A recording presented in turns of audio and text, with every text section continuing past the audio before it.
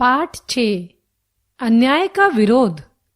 मैंने अपने बच्चों की गवर्नेंस जूलिया को अपने स्टडी रूम में बुलाया और कहा, बैठो जूलिया, मैं तुम्हारे वेतन का हिसाब करना चाहता हूँ।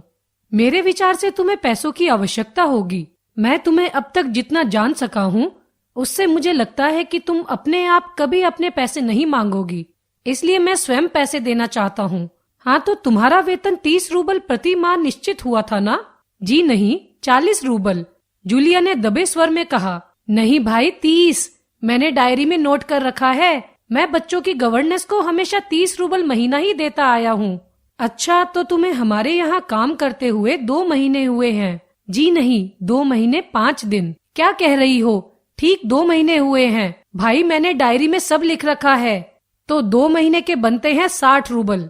लेकिन 60 रूबल तभी बनेंगे जब महीने में एक भी नागा न हुआ हो। तुमने रविवार की छुट्टी मनाई है, उस दिन तुमने काम नहीं किया है। कोलिया को केवल घुमाने भर ले गई हो। इसके अलावा तुमने 3 छुट्टियां और ली हैं। जूलिया का चेहरा पीला पड़ गया। वह बार बार अपनी ड्रेस की सिकुड़ने दूर करने लगी। बोली, एक शब्द भी नहीं। हाँ, तो 9 रविवार और 3 छुट्टियां यानी 12 दिन काम नहीं हुआ। मतलब यह है कि तुम्हारे 12 रूबल कट गए। उधर कोलिया 4 दिन बीमार रहा और तुमने केवल वान्या को ही पढ़ाया।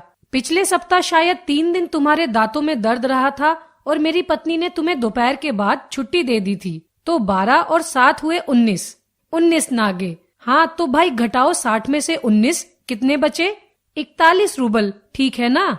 जूलिया की आंखों में आंसू छलक आए। उसने धीरे धीरे अपना गला साफ किया। बोली, एक शब्द भी नहीं।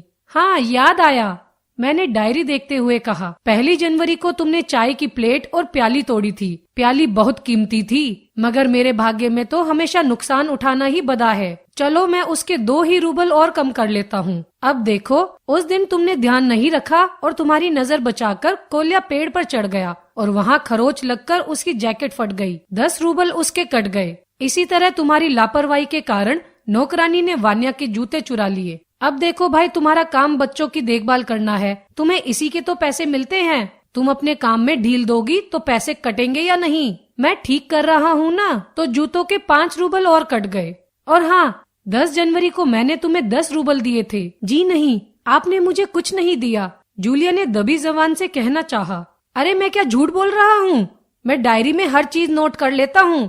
तुम्हें विश्वास न हो तो दिखाऊं डायरी? जी नहीं, आप कह रहे हैं तो आपने दिए ही होंगे। दिए होंगे नहीं, दिए हैं, मैंने कठोर स्वर में कहा। तो ठीक है, घटाओ 27।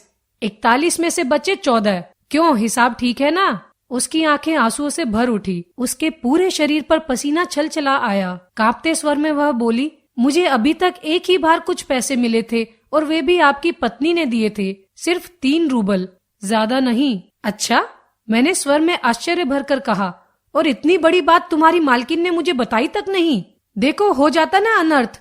खैर, मैं इसे भी डायरी में नोट कर लेता हूँ। हाँ, तो 14 में से 3 और घटा दो, बचते हैं 11 रूबल।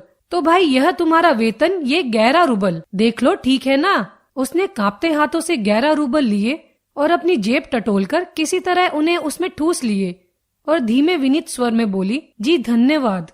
मैं गुस्से से उबलने लगा। कमरे में चक्कर लगाते हुए मैंने क्रुद्ध स्वर में कहा, धन्यवाद किस बात का?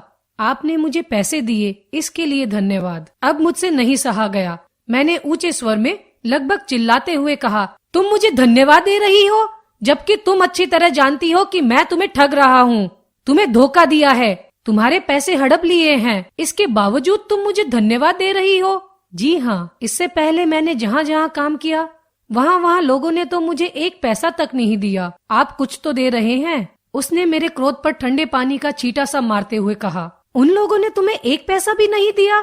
जूलिया, मुझे यह बात सुनकर तनिक भी आश्चर्य नहीं हो रहा है, मैंने कहा। फिर स्वर धीमा करके मैं बोला, जूलिया, मुझे इस बात के लिए माफ कर देना कि मैंने तुम्हारे साथ एक छोटा सा क्रूर मजाक किया था, पर मैं तुम्हें सबक सिखाना चाहता था। देखो जूलिया, मैं तुम्हारा 1 भी पैसा नहीं मारूंगा। देखो, ये तुम्हारे 80 रूबल हैं। मैं अभी इन्हें तुम्हें दूंगा, लेकिन उससे पहले मैं तुमसे कुछ पूछना चाहूंगा। जूलिया, क्या जरूरी है कि इंसान भला कहलाए जाने के लिए इतना दब्बू भीरू बोदा बन जाए कि उसके साथ जो अन्याय हो रहा है उसका विरोध तक न करे, बस मौन रहे और सारा अत्याचार सहता जाए? नहीं जूलिया, नहीं, इस तरह मौन रहने से काम नहीं चलेगा। अपने अस्तित्व को बनाए रखने के लिए तुम्हें इस कठोर, निर्मम और हृदयहीन संसार से लड़ना होगा, अपनी पूरी शक्ति के साथ। मत भूलो जूलिया कि इस संसार में दब्बू, भीरू और बोधे लोगों के लिए जगह नहीं।